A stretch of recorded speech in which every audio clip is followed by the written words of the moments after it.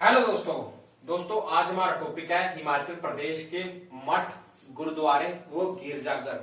तो दोस्तों मठ गुरुद्वारे में गिरजाघर से भी महत्वपूर्ण क्वेश्चंस बनते हैं और कई बार एग्जाम में पूछे जाते हैं। तो दोस्तों चर्चा करते हैं कि कहाँ कहाँ मठ हैं और कहाँ कहाँ गुरुद्वारे में गिरजाघर पाए जाते हैं। सबसे पहले मठ की बात करें तो मठ बेसिकली पाए जाते हैं लाहौल स्पीति व किन्नौर में।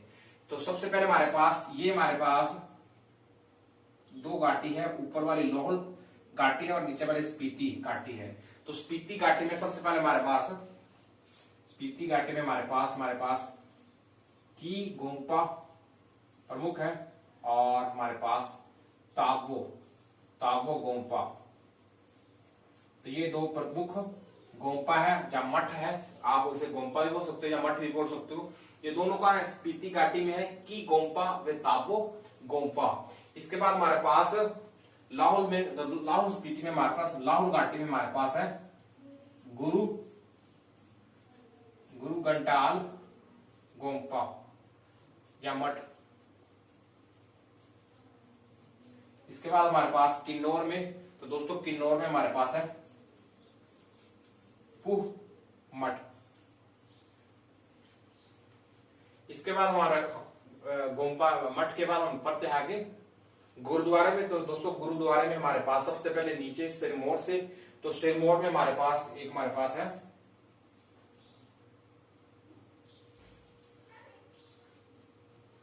बगानी साहिब गुरुद्वारा, ठीक है। और इस बगानी साहिब गुरुद्वारा का संबंध किससे है? तो गुरु गोविंद सिंह का संबंध है। गुरु गोविंद सिंह सिखों के जो 10वें गुरु है उनका संबंध है, किससे है? बगानी साहिब गुरुद्वारे से है, सिरमौर में है। इसके अलावा हमारे पास पोंटा साहिब, दोस्तों पोंटा साहिब जो गुरुद्वारा है, तो पोंटा साहिब गुरुद्वारे का भी संबंध किससे है? गुरु गोविंद सिंह से है। तो ये दो प्रमुख गुरुद्वारे हैं जो कि सिरमौर में है। इसके बाद हमारे पास बिलासपुर में, और इनका संबंध गुरु गोविंद सिंह से है। इसके बाद हमारे पास बिलासपुर में, तो बिलासपुर में हमारे पास है गुरु का लाहौर, ठीक है। गुरु का लाहौर साहिब, इसका संबंध किससे है? तो दोस्तों इसका संबंध हमारे पास सिखों के 9वें गुरु तेग बहादुर का संबंध है। तेग बहादुर का संबंध है किससे? गुरु का लाहौर साहिब से। इसके बाद हमारे पास बूढ़ा साहिब, ठीक है। बूढ़ा साहिब गुरुद्वारा भी है बिलासपुर में और इसका संबंध भी किससे है? गुरु तेग बहादुर से। इसके बाद हमारे पास आए आगे तो मंडी में, तो मंडी में बहुत फेमस गुरुद्वारा है रिवालसर, ठीक है। रिवालसर साहिब, रिवालसर गुरुद्वारा। तो दोस्तों रिवालसर गुरुद्वारा का संबंध किससे है? तो दोस्तों इसका संबंध है गुरु गोविंद सिंह से। तो आपने देखा होगा कि मैक्सिमम जो गुरुद्वारे हैं इनका संबंध गुरु गोविंद सिंह से है। इसका कारण यह है कि गुरु गोविंद सिंह ने यहाँ पे आकर के गुरुद्वारे यहाँ पे आकर के थोड़ा सा आप बोल सकते हो कि वहां पे विश्राम किया है, जहाँ वहां पे उसका कुछ संबंध है। तो यही कारण है कि गुरुद्वारे जो जितने भी गुरुद्वारे हैं वो गुरु गोविंद सिंह से रिलेटेड है।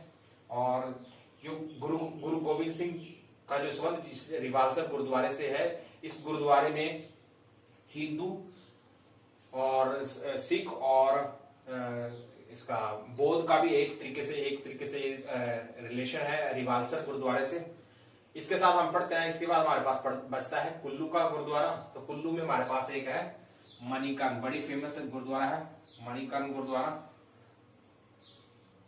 आप कई बार गए होंगे मणिकर्ण गुरुद्वारे में। तो मणिकर्ण गुरुद्वारा बहुत ही फेमस है।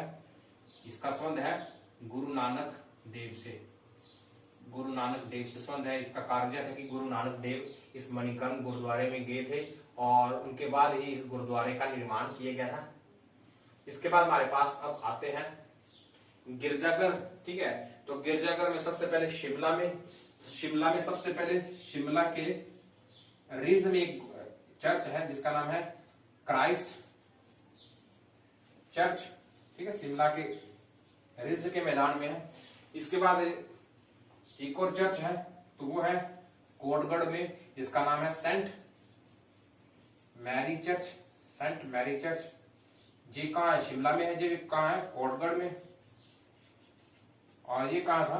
तो ये रिज मैदान में, शिमला के रिज मैदान में सेंट क्राइस्ट चर्च।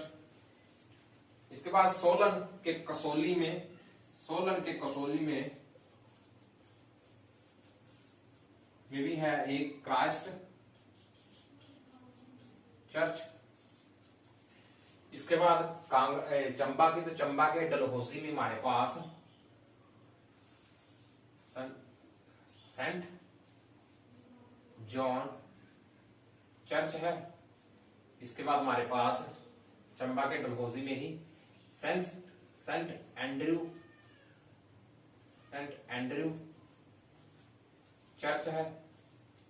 इसके बाद हमारे पास एक और चर्च भी है जहां पे, वो है सेंट फ्रांसिस चर्च। इसके बाद हम बढ़ते हैं कांगड़ा में, तो कांगड़ा में हमारे पास है, कांगड़ा के धर्मशाला में हमारे पास है सेंट